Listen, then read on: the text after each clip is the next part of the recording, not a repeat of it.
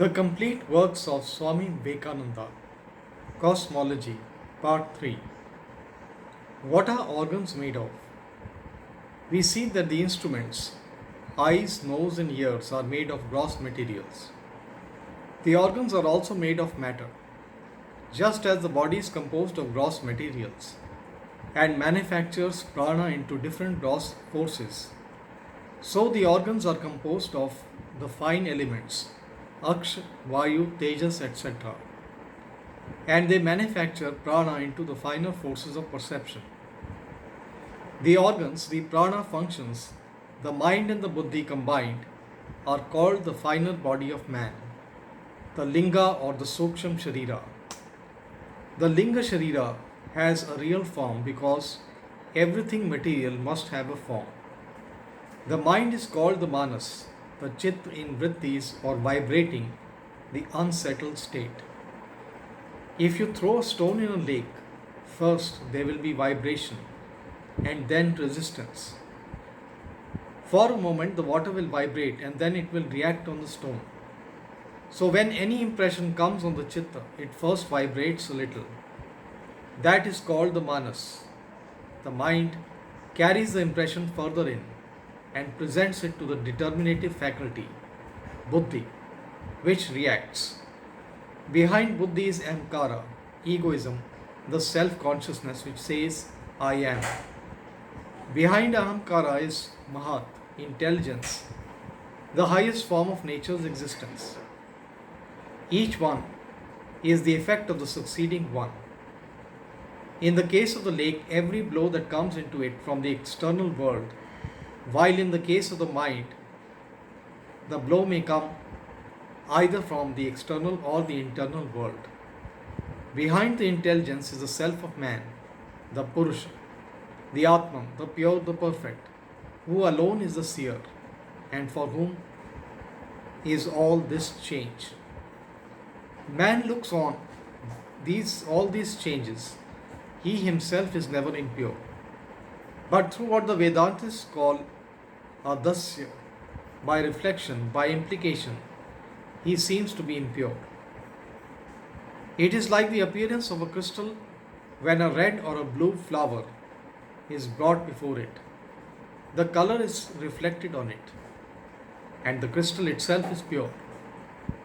We shall take it for granted that there are many selves, and each self is pure and perfect.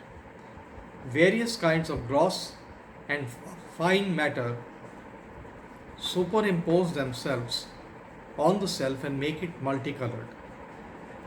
Why does nature do all this?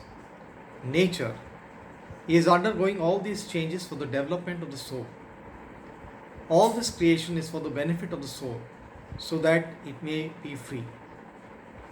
This immense book, which we call the universe, is stretched out before man so that he may read, and he discovers eventually that he is an omniscient and omnipotent being.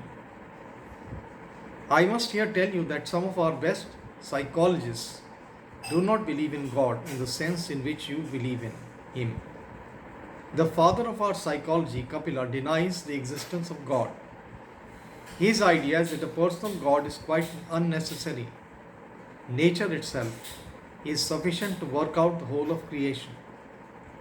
What is called the design theory, he knocked on the head and said that a more childish theory was never advanced. But he admits a peculiar kind of God.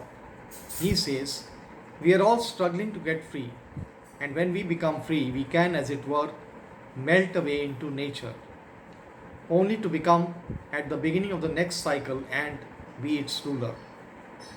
We come out omniscient and omnipotent beings. In that sense, we can be called God. You and I and the humblest beings can be God in different cycles. He says such a God will be temporal, but an eternal God, eternally omnipotent, and the universe, ruler of the universe, cannot be. If there was such a God, then there would be this difficulty. He must be either a bound spirit or a free one. A God who is perfectly free would not create. There is no necessity for it. If he were bound, he would not create because he could not. He would be powerless. In either case, there cannot be any omniscient or omnipotent eternal ruler. In our scriptures, wherever the word God is mentioned, he says it means those human beings who have become free. Kapila does not believe in the unity of all souls. His analysis, so far as it goes, is simply marvelous. He is the father of Indian thinkers. Buddhism and other systems are outcome of his thought. According to his psychology, all souls can regain their freedom and their natural rights, which are omnipotence and omniscience. But the question arises, where is this bondage? Kapila says, it is without beginning. But if it is without beginning, it must be without end, and we shall never be free.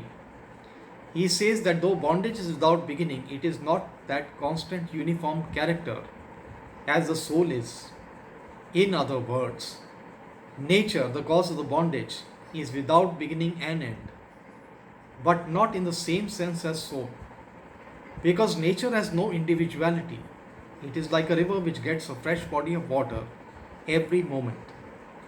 The sum total of these bodies of water is the river, but the river is not a constant quantity. Everything in nature is constantly changing, but the soul never changes. So, as nature is always changing, it is possible for the soul to come out of its bondage. The whole of the universe is built upon the same plan as a part of it. So, just as I have a mind, there is a cosmic mind. As in the individual, so in the universal. There is the universal gross body. Behind that, a universal fine body. Behind that, a universal mind. Behind that, a universal egoism or consciousness. And behind that, a universal intelligence. And all this is in nature, the manifestation of nature, not outside of it. We have the gross bodies from our parents, as also our consciousness. Strict heredity says my body is a part of my parents' bodies. The material of my consciousness and egoism is a part of my parents. We can add a little portion inherited from our parents by drawing upon the universal consciousness. There is an infinite storehouse of intelligence out of which we draw what we require. There is an infinite storehouse of mental force in the universe out of which we are drawing eternally. But the seed must come from our parents. Our theory is heredity coupled with reincarnation. By the law of heredity, the reincarnating soul receives from the parents the material out of which to manufacture a man. Some of the European philosophers have asserted that this world exists because I exist. And if I do not exist, the world will not exist.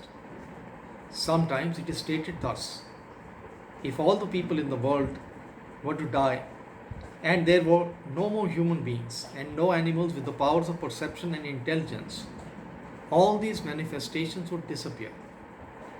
But these European philosophers do not know the psychology of it, although they know the principle. Modern philosophy has only got a glimpse of it. This becomes an easy of understanding when looked at from the Sankhya point of view. According to Sankhya, it is impossible for anything to be which has not as its material some portion of my mind. I do not know this table as it is.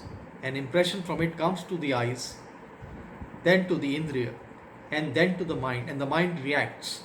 And that reaction is what I call the table. It is just the same as throwing a stone in the lake. The lake throws a wave towards the stone. This wave is what we know. What is external, nobody knows.